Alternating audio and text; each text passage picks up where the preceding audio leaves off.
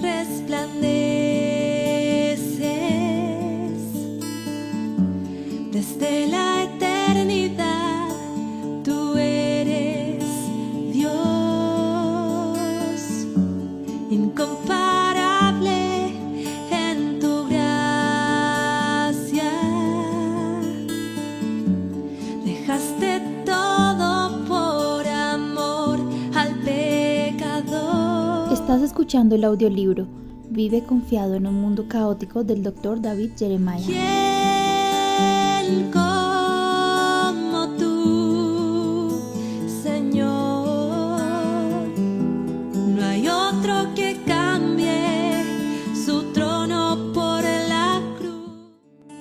Mi oración es que los ojos de su corazón les sean iluminados para que sepan cuál es la esperanza de su llamamiento, cuáles son las riquezas de la gloria de su herencia en los santos. Efesios 1:18. El autor bestseller del New York Times, el Dr. David Jeremiah, actualiza su libro clásico, nos brinda sabiduría para el fin de los tiempos. Vive confiado en un mundo caótico, ofrece instrucciones prácticas y basadas en la Biblia para vivir una vida segura en un mundo lleno de caos y crisis. No dejes que tu corazón esté preocupado. La confianza en estos días puede ser difícil de conseguir. La gente está perdiendo sus trabajos, sus casas y los ahorros de toda su vida a un ritmo sin precedentes. La violencia, los desastres naturales y la depravación moral parecen estar disparándose. En medio de todo este caos necesitamos saberlo. ¿Qué exactamente deberíamos hacer ahora? David Jeremiah trae un mensaje de esperanza y confianza del invaluable consejo de la palabra de Dios. Responde a nuestras preguntas más urgentes que incluyen: ¿cómo podemos pasar esta tormenta con un corazón tranquilo? ¿Qué significa realmente esperar en el Señor? ¿Qué le está diciendo Jesús a nuestro mundo caótico de hoy? ¿Cómo es que nos metimos en este lío? ¿Podemos tomar un mundo quebrantado y reconstruirlo en algo fructífero?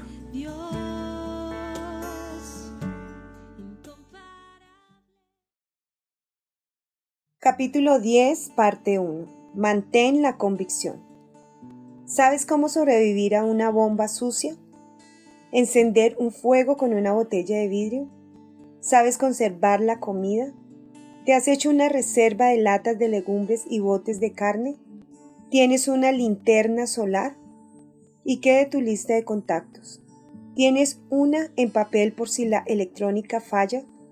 ¿Tienes un botiquín de primeros auxilios y una caja de herramientas? ¿Conoces algunas variedades de setas e insectos comestibles? ¿Sabes impermeabilizar las cerillas? Muchas personas están pensando en estas cosas hoy día. The Atlantic publicó un artículo que explicaba que hay un creciente número de personas que se preparan para sobrevivir una catástrofe y utilizan portales de Internet para intercambiar métodos para construir refugios antiaéreos, almacenar comida y otras provisiones, limpiar armas y aplicar primeros auxilios y cuidados médicos en ausencia de profesionales de la salud. Algunos van incluso más allá. El Daily Mail publicó un artículo sobre una familia de Colorado que ha gastado una enorme cantidad de dinero y tiempo preparándose para un día futuro en que de repente y de forma totalmente inesperada el mundo experimentará un apagón total y nos quedaremos sin electricidad, teléfonos móviles, bancos, internet, televisión, servicios de urgencia. Esta familia ha acumulado tantas cosas que fue necesario el trabajo de 15 personas durante más de 6 horas para trasladar todas sus provisiones desde el sótano hasta el césped, para sacar una fotografía. Había barriles de comida y garrafas de agua. Tenían un horno solar, un generador, un quemador de propano, un sistema de filtración del agua, calentadores de manos, mascarillas quirúrgicas, armas, parrillas, mochilas, paneles solares y naturalmente montones de mantas. Según la fuente de la noticia, son preparativos para un día en que la economía sufrirá un colapso. Nos quedaremos sin electricidad ni energía. Las comunicaciones se apagarán y la sociedad caerá en el caos con enormes disturbios y guerras. Estos son preocupaciones apocalípticas, pero estamos viviendo en tiempos apocalípticos. No soy una persona alarmista, pero a veces me siento alarmado. Y después me acuerdo de Romanos 13:11, una señal de alarma de parte del Señor para que estemos preparados para su regreso. En este versículo encontramos una clara estrategia para vivir de forma proactiva cuando a nuestro alrededor comienzan a suceder cosas terribles. No hay ningún arma en la tierra que pueda borrar este texto de la Biblia. Son palabras que nos enseñan a responder de forma interna y deliberada a los tiempos en que vivimos. Quiero explicarte la importancia que tiene este versículo para mí. Durante un tiempo, uno de mis libros titulado ¿Qué le pasa al mundo? Fue el más vendido de ellos. Había firmado muchos ejemplares de este recurso y tras la firma siempre había escrito la cita de Romanos 13:11 en la hoja de guarda con la esperanza de que el lector buscaría este versículo y sería impactado por su verdad. Habrás observado que en este libro la conversación, como un boomerang, siempre acaba volviendo al regreso de Cristo. Ahora estamos en un capítulo cuyo tema central es precisamente este. A medida que iba profundizando en la palabra de Dios, estudiando la cuestión de lo que deberíamos hacer, descubrí que la Biblia habla de este tema una y otra vez, tanto en los buenos tiempos como en los malos. Dios quiere que estemos atentos a esta situación y que nunca nos durmamos como negligentes centinelas en su atalaya. Cuando vemos el declive de nuestra cultura, sabemos que estamos en guerra con el enemigo y debemos ser más valientes que nunca. Lee y reflexiona en las palabras de Pablo, y esto conociendo el tiempo, que es ya hora de levantarnos del sueño, porque ahora está más cerca de nosotros nuestra salvación que cuando creímos. La noche está avanzada y se acerca el día. Desechemos pues las obras de las tinieblas y vistámonos las armas de la luz. Andemos como de día, honestamente, no en glotonerías y borracheras, no en lujurias y lascivias, no en contiendas y envidia, sino vestidos del Señor Jesucristo y no proveáis para los deseos de la carne. Romanos 13:11-14. En las palabras de Tim McGraw, es un cantante de música country, podemos decir que el mensaje de Pablo en estos versículos es: vive como si te estuvieras muriendo. Por otra parte, Randy Pausch, profesor de la Universidad Carnegie Mellon, fue invitado a dar una conferencia dentro de una serie continua en que se pedía a los ponentes que impartieran su presentación como si fuera la última, como si fueran a morir. En el caso de Pausch, esto fue exactamente lo que sucedió, ya que murió víctima de un cáncer de páncreas a los 47 años. Pausch pronunció una charla inolvidable que se convirtió en un libro, La Última Lección, con más de 10 millones de lectores. El cantante de country y profesor universitario tocó una fibra que no es común, la importancia de vivir con un propósito, de pasar por la vida con un sentido de urgencia basado en algo más elevado que la búsqueda del placer. ¿Cuánto más deberíamos aplicarnos esto nosotros, los seguidores de Cristo?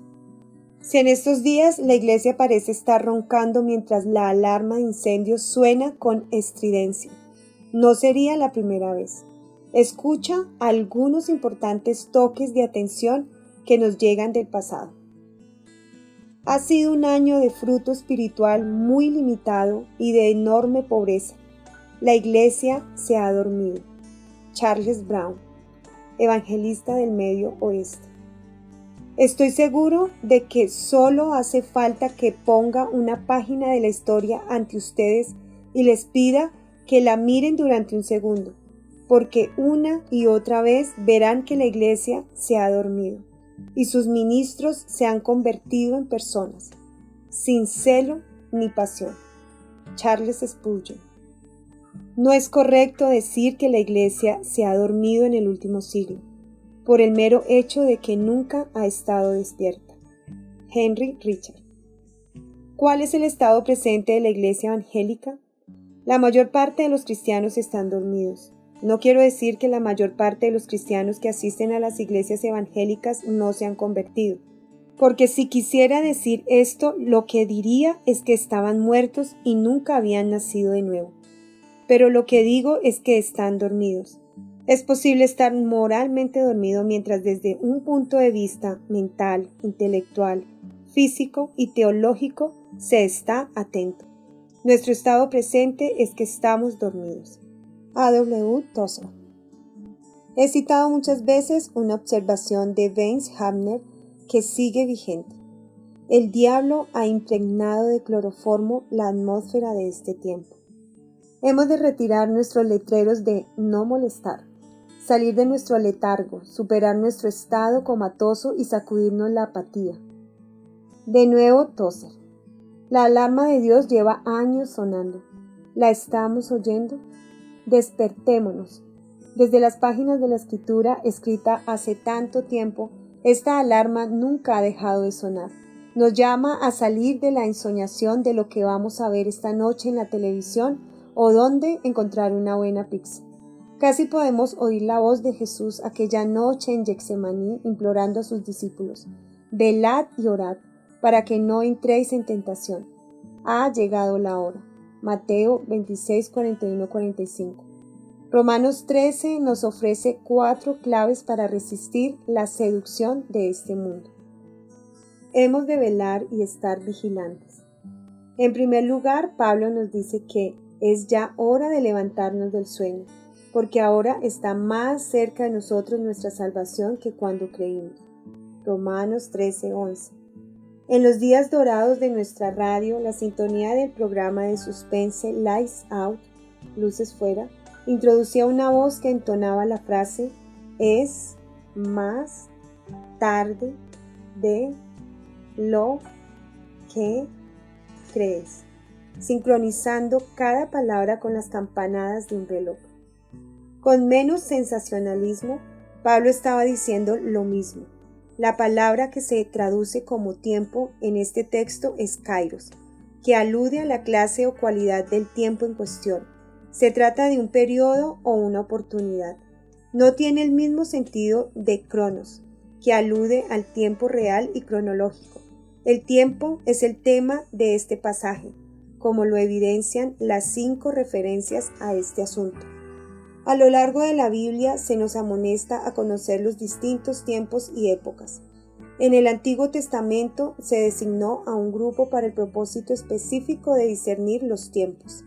De los hijos de Isaacar, 200 principales, entendidos en los tiempos y que sabían lo que Israel debía hacer. Primera de Crónicas 12:32. Esta tarea crucial de entender el tiempo presente es el tema de Pablo en estos versículos. El tiempo presente es la era de salvación que ha venido con la persona de Jesucristo. Pablo establece constantemente un punto de división entre esta era, que comenzó con la primera venida de Cristo y la venidera, que comenzará con su regreso. 1 Corintios 1:20, 2:6, 8, 3:18, 2. Corintios 4:4, Gálatas 1:4, 14, Efesios 1:21, 1 de Timoteo 6:19, Tito 2:12, Mateo 12:32 y Hebreos 6:5. Contar con el futuro siempre forma parte de la sabiduría. Muchos de nosotros contratamos asesores financieros para que nos ayuden a prepararnos para el futuro y a administrar el dinero de forma que tengamos seguridad. Y, si somos creyentes, glorifiquemos a Dios con nuestras ofrendas. Es siempre sabio, en cualquier momento o etapa, tener en cuenta el futuro en nuestros planes. Pero ahora el sistema de alarma de Dios ha activado todos los cables y estamos en alerta roja. Debemos incrementar nuestra vigilancia. En una ocasión Jesús reconvino a sus críticos: sabéis distinguir el aspecto del cielo, mas las señales de los tiempos no podéis. Mateo 16:3. En otras palabras, observan los indicadores de lluvia o las puestas de sol, pero no las señales espirituales. La tecnología de nuestro tiempo nos permite consultar previsiones meteorológicas a 7 días con razonable exactitud. Los médicos son capaces de predecir ciertas enfermedades antes incluso de que se manifiesten. Algunos incluso se pasan la vida compilando datos sobre estrellas que se encuentran a muchos años luz para predecir cuál será su ciclo vital. Pero mientras tanto, somos sorprendentemente ciegos a las intervenciones del Espíritu Santo en nuestra vida. Estamos hipnotizados por el ritmo de la vida y la cultura, como si este momento no tuviera nada que ver con la realidad eterna. Algunos se ríen abiertamente ante la mera sugerencia de hacer una lectura espiritual del futuro. Como ya hemos visto, Pedro habló de esta clase de personas. En los postreros días vendrán burladores, andando según sus propias concupiscencias, y diciendo: ¿dónde está la promesa de su advenimiento? Porque desde el día en que los padres durmieron, todas las cosas permanecen así como desde el principio de la creación. Segunda de Pedro 3:4. Seguro que tú has oído esta clase de burlas igual que yo, con gran petulencia. Los escépticos sonríen y dicen: esta histeria ha estado siempre con nosotros. Cada década alguien abre la Biblia y declara que ha llegado el tiempo del fin. Es divertido que las mismas profecías sean tan flexibles que sirvan para cada generación. Y el arrebatamiento sigue sin llegar. Este mismo escepticismo se expresó en vísperas de la pandemia de COVID-19. Por supuesto, hubo voces que nos advertían de lo que podía suceder. Sin embargo, fueron a menudo ridiculizadas como fatalistas. Ciertas lecciones tienen que aprenderse de la peor manera. La inminencia del regreso de nuestro Señor. Cuando hablamos de la inminencia del regreso de Cristo, lo hacemos con la misma idea de tiempo que tenía Pablo, no cronológico, sino estacional. No estamos poniendo una fecha, sino hablando de que todo está preparado y no hay ninguna razón por la que no pudiera producirse hoy. La predicción meteorológica podría ver la presencia de nevadas en tu zona, pero ningún meteorólogo podría decirte que los primeros copos comenzarían a caer sobre tu jardín a las 3 y 4 de la tarde. Solo podría decirte que era inminente porque se estaban dando todas las condiciones necesarias para la presencia de la nieve. Con la venida de Cristo hablamos de prerequisitos más que de una fecha precisa. Personalmente entiendo la frustración del Dr. Paul Kingner de la Universidad de Cornell cuando afirma que sus estudiantes muestran una profunda indiferencia, cuando enseña sobre un evento que tanto él como otros acreditados científicos de la Academia Nacional de Ciencias de Estados Unidos consideran inminente, una violenta tormenta en la superficie del Sol que podría ser el peor desastre natural posible en la Tierra.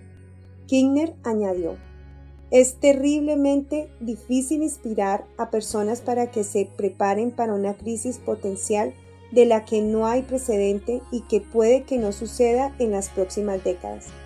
Que un evento muy probable no se haya producido todavía no garantiza que nunca vaya a suceder. Si consideramos que los científicos de la NASA son un grupo bastante conservador, su advertencia de una probable tormenta geomagnética de efectos catastróficos que se producirá pronto y sin previo aviso debería ser motivo de preocupación. En 1850 se produjo una de estas tormentas solares, conocida como evento Carrington, que nos proporciona una nota de advertencia para hoy. Justo antes del amanecer del 2 de septiembre de aquel año, estallaron brillantes auroras rojas, verdes y púrpuras por todo el firmamento que se extendieron hasta los trópicos y que produjeron una luminosidad comparable a la del mismo Sol. Aunque visualmente el efecto era impresionante, en la práctica fue caótico. La red eléctrica de aquel tiempo quedó carbonizada. En aquel momento, el telégrafo era el medio de comunicación más moderno, y los telegrafistas quedaron estupefactos ante la presencia de proyecciones incandescentes. El papel ardía y los mensajes se enviaban después incluso de desenchufar las máquinas de la red. Los científicos no se sienten cómodos con lo que podría suceder hoy en nuestra tecnología si se produjera algo de este tipo. Habría importantes consecuencias en todos los ámbitos, desde el agua potable hasta el suministro de combustible y los medios de control de las temperaturas con la calefacción y el aire acondicionado. Es posible que las tormentas solares produzcan efectos devastadores en la Tierra. La NASA observa la atmósfera buscando señales de llamaradas supersolares que podrían sembrar el caos por todo el mundo. Pablo nos insta a mirar el firmamento por razones completamente distintas. Su idea de salvación, en comparación con la concepción característica de nuestro tiempo, era como la de una imagen en pantalla panorámica y alta definición comparada con la de una televisión en blanco y negro de los años 50. Tendemos a pensar en la salvación de forma simplista, como si se limitara al breve momento en que aceptamos a Cristo. Por otra parte, la consideramos una mera decisión intelectual que nos une a una religión y nos ofrece un billete para entrar en el cielo, algo que hemos de guardar bien y olvidar, como la póliza de un seguro de vida o un certificado de nacimiento. Sin embargo, para hablar de salvación, Pablo utilizó una dinámica palabra en 3 tiempos verbales, 3 dramáticas dimensiones. La salvación pasada es el momento en que le decimos sí a Cristo.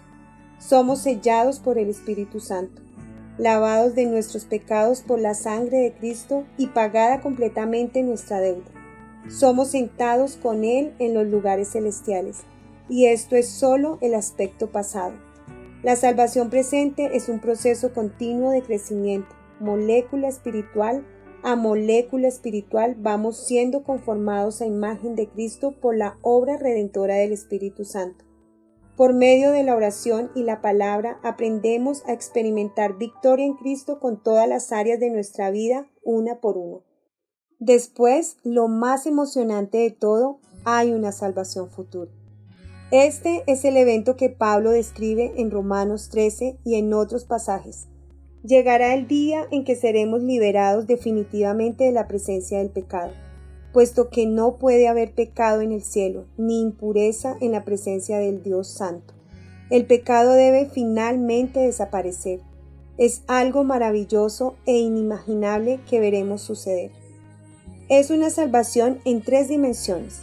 Comenzó cuando confié en Cristo y Él me libró de la sentencia del pecado. Siguió desarrollándose a medida que empecé a caminar con el Señor y fui aprendiendo a vivir en victoria, más y más, en las tentaciones y pruebas. La salvación se completará en el futuro, cuando Jesús me lleve a estar con Él. El pecado sea definitivamente juzgado y destruido y comience la vida eterna. Y este día, nos dice Pablo, está más cerca que cuando creímos. Nadie podría tener un nombre más profético que el mío. David, Paul, Jeremiah. David, Pablo, Jeremías. Pero no soy un profeta bíblico.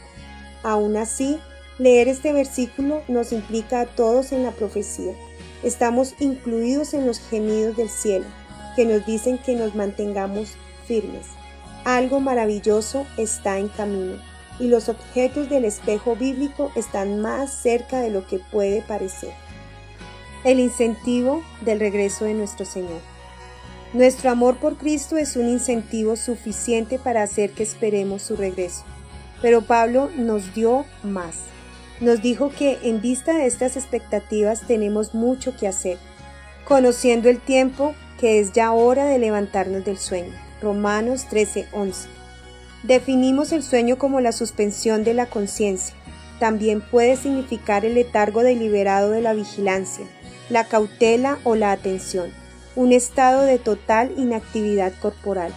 Podríamos usar algo de este mismo lenguaje para aludir a la iglesia de hoy y hablar de un estado de inactividad total por parte del cuerpo de Cristo. Al menos esto se aplica a la cuestión de su regreso. Los acontecimientos catastróficos del mundo de hoy parecen tener poco o ningún impacto sobre nuestro sentido de urgencia personal o colectivo. Charles Spurgeon predicó a la Inglaterra victoriana de su tiempo sobre este mismo problema. Ustedes pueden dormir, pero no pueden hacer que el diablo cierre sus ojos.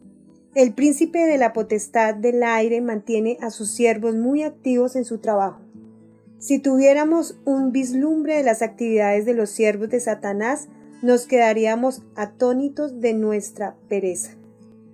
Pablo quería asombrarnos de nuestra pereza con sus palabras de urgencia, y después de captar nuestra atención nos dijo lo que teníamos que hacer. No debáis a nadie nada, sino el amaros unos a otros, porque el que ama al prójimo ha cumplido la ley. Romanos 13:8. Siguió con un resumen de los 10 mandamientos. Éxodo 20. Seguramente recordarás que los 4 primeros mandamientos nos dicen cómo amar a Dios y los otros 6 nos enseñan a amar a las personas. En estos versículos de Romanos, Pablo estaba subrayando los últimos mandamientos, los relacionales. Como hizo Cristo en los Evangelios, el apóstol concluye que el amor es el grandioso resumen de todos ellos. El amor, en otras palabras, se hace cargo de la factura. Si tienes amor, no tendrás ninguna de las deudas que Pablo nos mandó evitar, porque si amas a tu prójimo, no le robarás ni le mentirás. El amor es el maravilloso atajo para cumplir los mandamientos de Dios. El sistema del Antiguo Testamento funciona en base a detalladas restricciones que se formulan en clave negativa. No robarás, no mentirás, etc. El Evangelio, sin embargo, ofrece una forma de vida simplificada y proactiva. No tenemos que preocuparnos tanto de lo que no debemos hacer porque nos ocupamos de lo que sí debemos hacer, que es únicamente una cosa: a amar a aquellos a quienes normalmente no amaríamos. Sencillo, sí, pero radical y extraño para este mundo. En palabras del predicador escocés Alexander MacLaren, nos convertimos en algo nuevo, una comunidad unida por el amor y no por accidentes geográficos, afinidades lingüísticas o las cadenas de hierro del conquistador. ¿Qué tiene esto que ver con la segunda venida de Cristo? El amor es un buen incentivo para tomar buenas decisiones cuando nos encontramos bajo presión. La próxima vez que te encuentres en un atasco, piensa: ¿de verdad quiero estar tocando el claxon y levantando el puño cuando de repente me encuentre delante de mi Señor? Pablo estaba diciendo: pon tus relaciones en orden. Jesús podría estar aquí antes de que acabes de leer esta frase. Un autor lo expresó de forma acertada: cada día que pasa, plantamos nuestra tienda un día de marcha más cerca de nuestro hogar.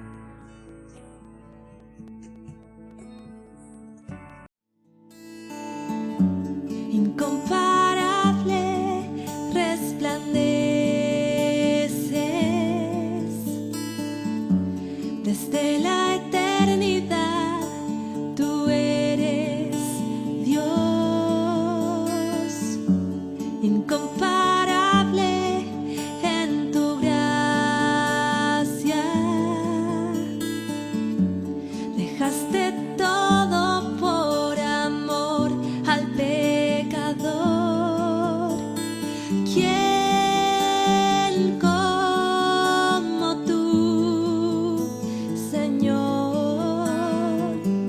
No hay otro que cambie su trono por la...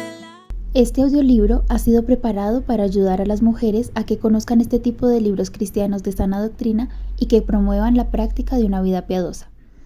Queremos animar a cada una de las mujeres que escucha este audiolibro a que se acerque a una librería cristiana y lo compre. De todo corazón, les invitamos a que dentro de sus posesiones incluyan buenos libros cristianos que edifiquen sus vidas en la verdad bíblica.